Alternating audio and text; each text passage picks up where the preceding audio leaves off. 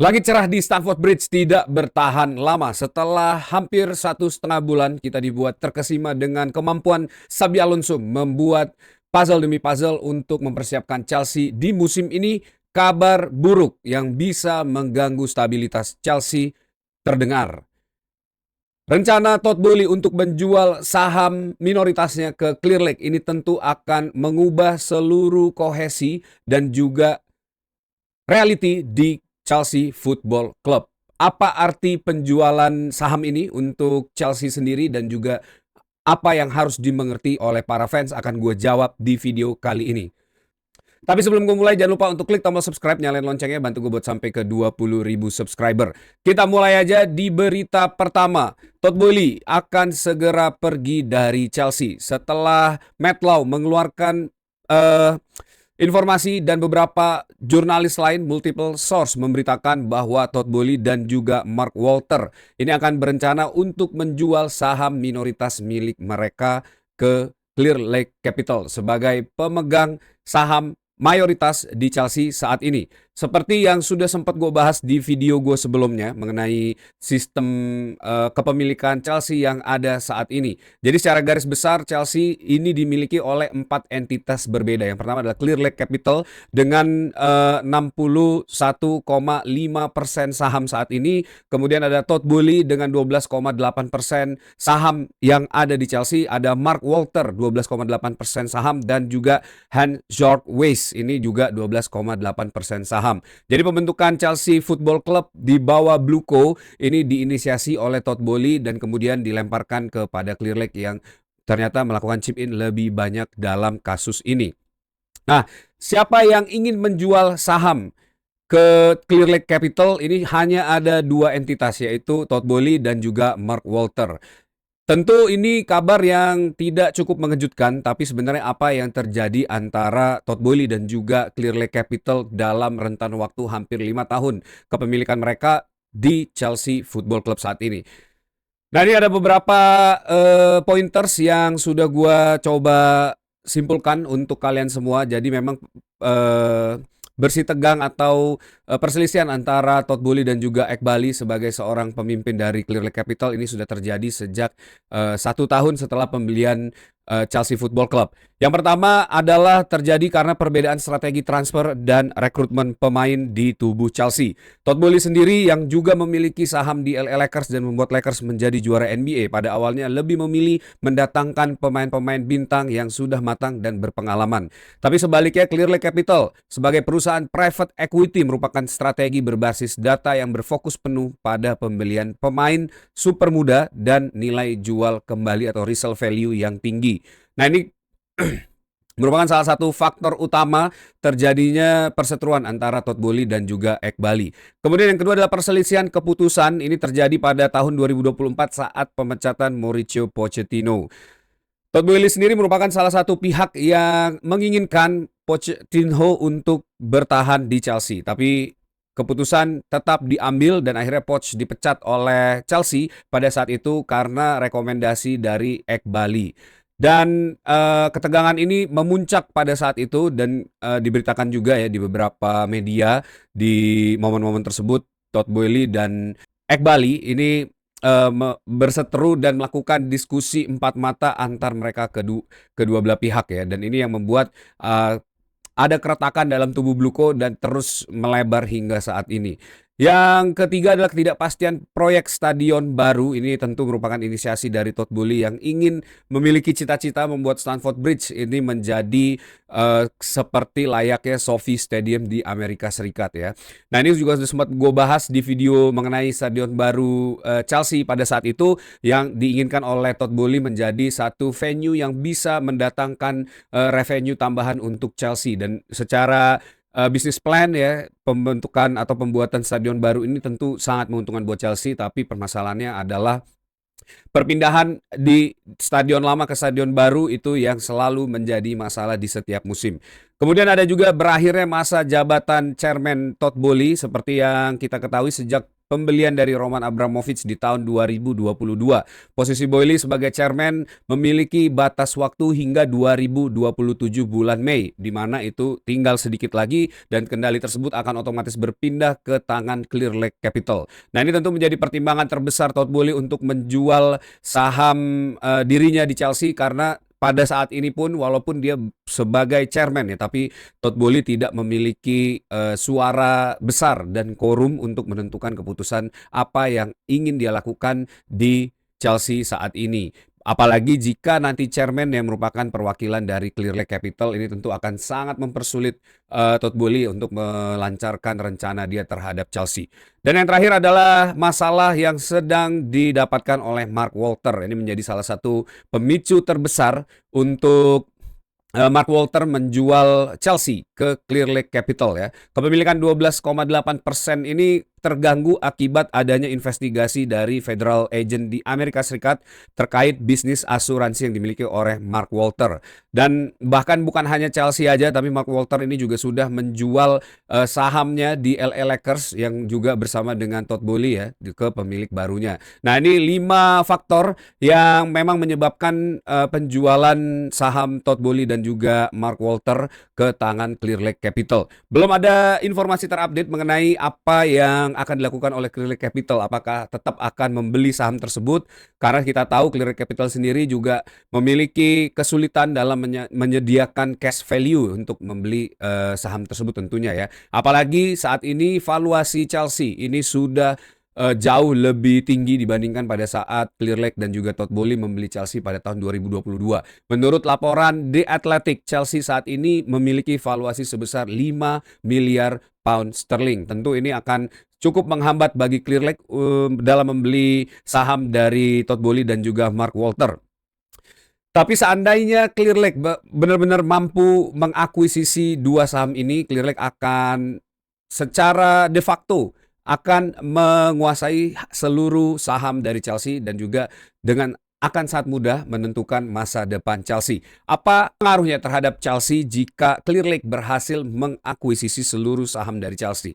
Balik lagi ya, sudah gue jelaskan di video gue sebelumnya bahwa Clear Lake merupakan sebuah private equity di mana private equity ini sebenarnya lebih berfokus kepada profit and loss, dan ini tentu akan menjadi satu perkembangan yang cukup tidak mengenakan bagi pembangunan skuad Chelsea, karena bukan hanya akan mengganggu kinerja para pemain karena dan tim ya, dan Xabi Alonso juga, karena apa yang ingin dituju oleh Clear Lake sebenarnya bukan mengenai prestasi ya, tapi juga bagaimana sebuah klub ini bisa meng-create pemain, membeli dengan harga murah dan menjual dengan harga yang mahal. Dan ini juga yang sudah dilakukan oleh Clear Lake Capital dalam masa 4 tahun ini, membeli para pemain muda dan menjualnya kembali tanpa ada ikatan apapun terhadap klub. Tentu ini akan menghilangkan identitas Chelsea sebagai sebuah football club, dan kita pribadi ya, secara fans juga tentu akan sangat kecewa dengan setiap keputusan yang akan diambil oleh Clear Lake. Bisa aja setelah Clear Lake mengakuisisi full dari Todd Boehly dan juga Mark Walter ya, bukan tidak mungkin contoh paling realistis adalah menjual Reece James ke klub lain di Premier League maupun di luar Premier League ya, tanpa memikirkan apa dampak dan juga impactnya kepada Chelsea. Dan ini tentu akan sangat mempersulit bagi manajer manapun yang menangani Chelsea, karena pembuatan skuad yang sangat sporadis ini tidak akan membawa Chelsea kemanapun ya. Padahal di kesempatan lain Xabi Alonso ini sudah melakukan interview, memberikan gambaran seperti apa Chelsea yang ingin dia pegang di musim ini ya. Ini interview yang sudah dirilis oleh Man in Blazer. Ini interview yang sangat baik. Gue saranin buat kalian semua untuk menonton interview ini karena banyak banget highlight ataupun insight yang dikeluarkan oleh Xabi Alonso mengenai seperti apa Chelsea yang akan dia buat di musim ini ya. Menurut Xabi Alonso, ini salah satu pertanyaan yang juga cukup membuat gue optimis mengenai seorang Xabi Alonso ya. Ditanyakan apakah Xabi Alonso akan membawa Chelsea jauh lebih baik. Kurang lebih pertanyaannya seperti itu ya. Menurut Xabi Alonso, janji itu murah. Saya bisa saja mengatakan kepada para fans bahwa mereka harus berharap kami mencetak 100 gol. Tapi kami harus tampil dan membuktikannya di lapangan. Tunjukkan kepada saya, jangan hanya memberitahu. Nah ini sebenarnya quote yang simple ya, tapi apa yang disampaikan oleh Xabi Alonso ini tentu mencerminkan seperti apa nanti tangan dingin seorang Xabi Alonso di squad Chelsea di musim ini ya. Dia bicara soal tunjukkan, jangan hanya bicara, dan ini merupakan menurut gua adalah salah satu pondasi bagaimana Xabi Alonso membangun skuad ini. Jadi dia pun berharap para pemain untuk mampu menunjukkan apa yang bisa dia lakukan. Jadi ini merupakan arahan yang menurut gue bisa membawa Chelsea jauh lebih baik lagi di musim ini. Tapi sayangnya dengan adanya kemungkinan Clearlake akan menguasai seluruh saham Chelsea di musim ini. Ini tentu akan membuat satu perubahan drastis bagi Chelsea karena tidak ada lagi pengawasan yang bisa dilakukan oleh Todd Boehly dan juga Mark Walter. Tapi apakah Todd Boehly ini merupakan pihak yang baik dan fit untuk Chelsea sesuai dengan apa yang diinginkan fans? Menurut gue nggak juga ya. Karena dalam beberapa periode awal perekrutan Chelsea di era Bluco ini merupakan keputusan dari Todd Boehly membeli Raheem Sterling, membeli Koulibaly, dan masih banyak lagi pemain-pemain yang memang ternyata tidak sesuai dan tidak pas dengan apa yang diinginkan oleh para fans.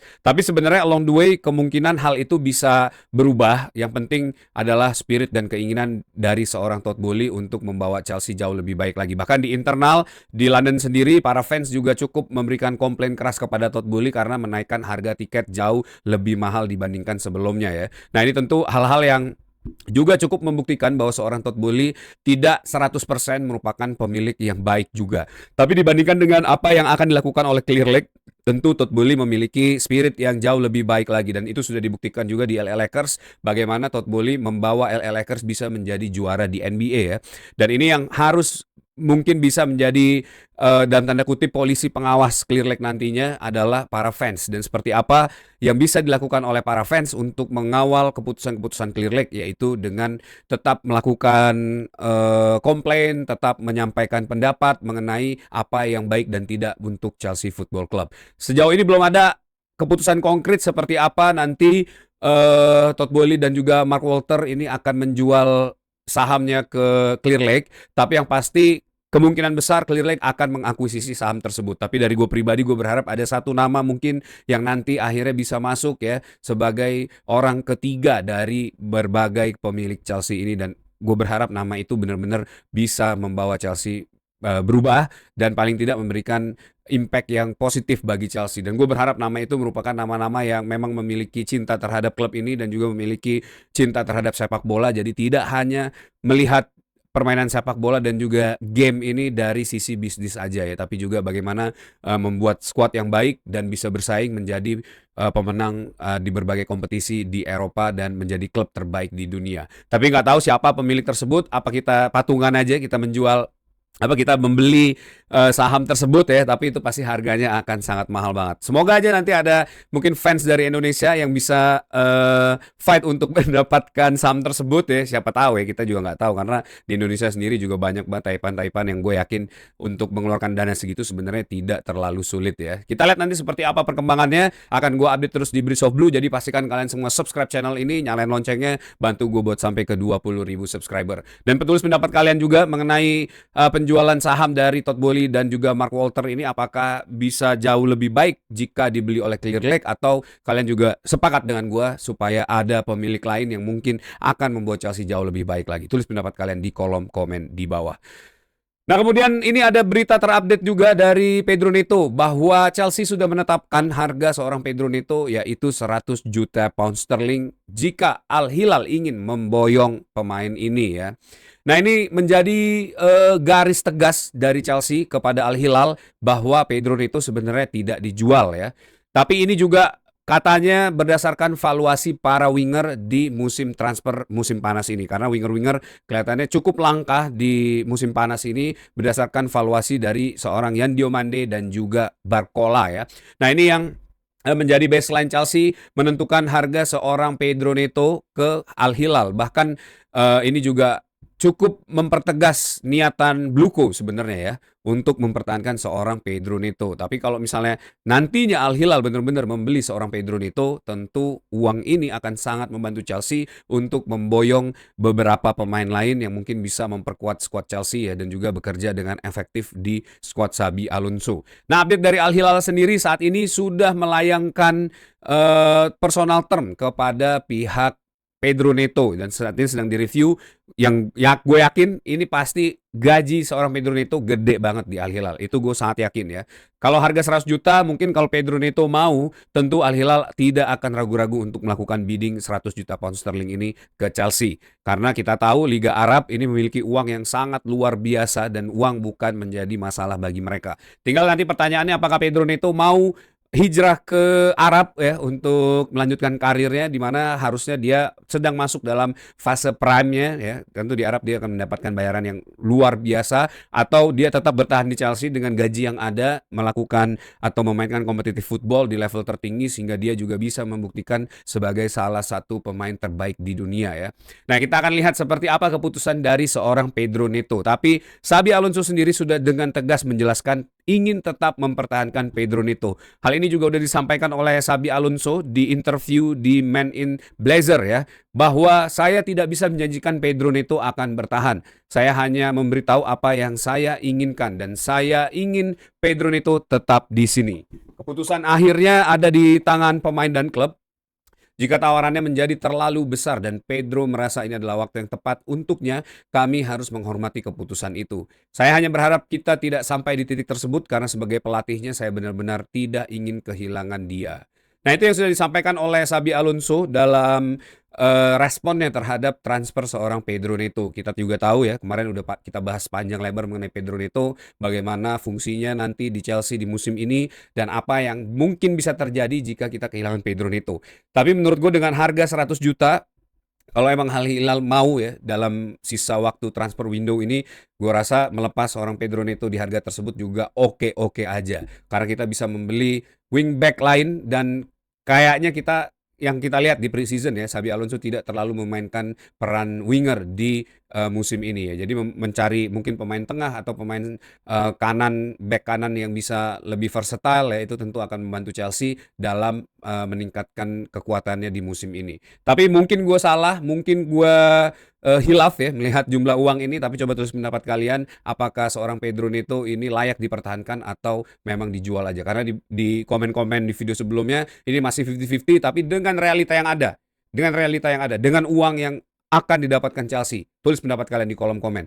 Apakah lebih baik Pedro Neto dijual ke Al Hilal atau ke klub lain ya, atau mungkin lebih layak dipertahankan di Chelsea?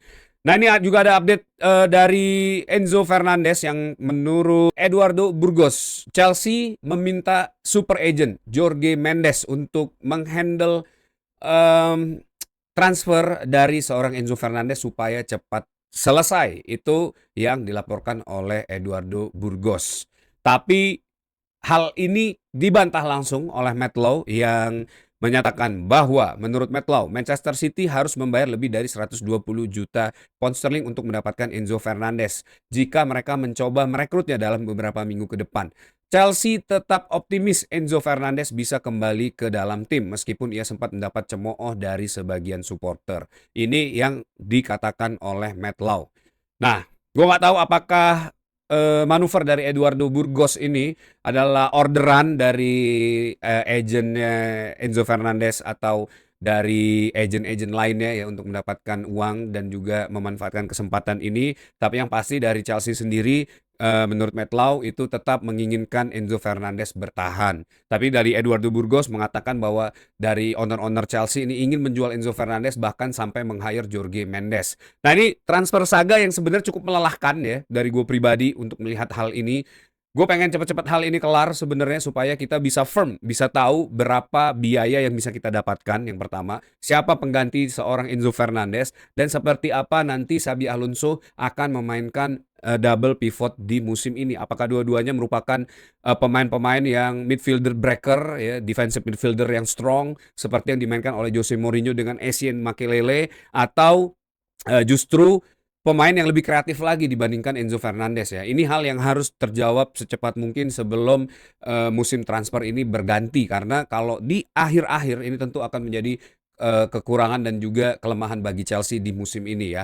Karena kalau kita memainkan midfielder breaker itu masih ada nama-nama yang available sebenarnya. Masih ada Baleba, masih ada mungkin Camavinga yang bisa kita ambil dari Real Madrid ya, dan masih banyak banget lah. Bahkan ada pemain Perancis juga ya yang bisa available gitu. Nah, tapi kalau kita ingin memainkan pemain-pemain yang memang kreatifnya sama seperti Enzo Fernandez ya, mungkin pilihannya semakin sedikit. Tapi dengan formasi 2 number 10, Morgan Rogers dan juga Cole Palmer, ini gue melihat, ini feeling gue ya, gue melihat Xabi Alonso ingin membangun midfielder yang lebih kokoh lagi sebagai jangkar di tengah ya, supaya pemain-pemain kreatif lain bisa dengan mudah untuk mengekspos lini pertahanan lawan ya. Tapi ini menurut gue. Tapi coba tulis pendapat kalian, apakah memang seperti itu yang diinginkan oleh Enzo Fernandez, atau apakah tapi coba tulis pendapat kalian, apakah itu yang direncanakan oleh Xabi Alonso kalau dilihat dari preseason kemarin, atau sebenarnya Xabi Alonso juga tidak ingin kehilangan seorang Enzo Fernandez. Coba tulis pendapat kalian di kolom komen di bawah ya. Dan semua kejadian ini, penjualan saham Todd Boehly dan juga Mark Walter tentu akan membuat satu perbedaan signifikan terhadap Chelsea. Yang gue inginkan dan harus terjadi itu squad yang dibentuk ini secepat mungkin bisa selesai, dan juga Xabi Alonso bisa lock the squad dan mengarungi musim ini dengan jauh lebih baik lagi sebelum perpindahan saham itu terjadi, supaya Chelsea bisa membuktikan diri menjadi mungkin contender ataupun juara apapun itu. Yang penting Chelsea bisa perform jauh lebih baik lagi, dan Xabi Alonso yang sudah diamankan sebagai seorang manajer, dan semoga tidak ada kejadian yang bisa memicu konflik ya dalam perjalanan Premier League ini, karena akan bisa sangat dengan mudah dimanfaatkan oleh Clear Lake untuk menggonta-ganti seorang manajer ya. Dan ini tentu akan menjadi kemunduran lagi buat Chelsea kalau Clear Lake memang lebih memprioritaskan bisnis dibandingkan prestasi. Karena prestasi pun tidak melulu berarti merugi ya secara bisnis. Prestasi dan bisnis ini tentu bisa berjalan seiringan waktu. Apa yang ditunjukkan oleh Real Madrid ya, Barcelona, Manchester United, dan tim-tim besar lain yang memang selalu menjadi nomor satu, dan secara bisnis pun mereka cukup sangat besar ya. Tentu ini merupakan hal yang harus ditiru oleh Clear Lake di masa depan, bukan meniru Brighton, RB Leipzig ya, dan lain-lain yang memang hanya fokus terhadap resale value tanpa mempertimbangkan dari sisi prestasinya ya. Dan semoga aja bukan ke situ arah Chelsea. Semoga nanti Chelsea bisa jauh lebih baik lagi ya. Oke, that's it video for today. Thanks for watching. Buat kalian yang suka sama video ini, jangan lupa untuk likes dan share ya. Dan yang paling penting adalah subscribe channel ini, nyalain loncengnya, bantu gue buat sampai ke 20.000 subscriber. Kalian juga bisa bantu gue dengan memberi hype di video ini supaya makin banyak True Blue yang bergabung di channel ini. Jangan lupa untuk join membership supaya bisa akses video ini lebih cepat ya. Ada linknya, ada di deskripsi dan juga home gue. Dan terima kasih untuk kalian semua yang sudah menyaksikan video ini sampai akhir. Tetap dukung Chelsea. Once and always be blue, up to Chelsea.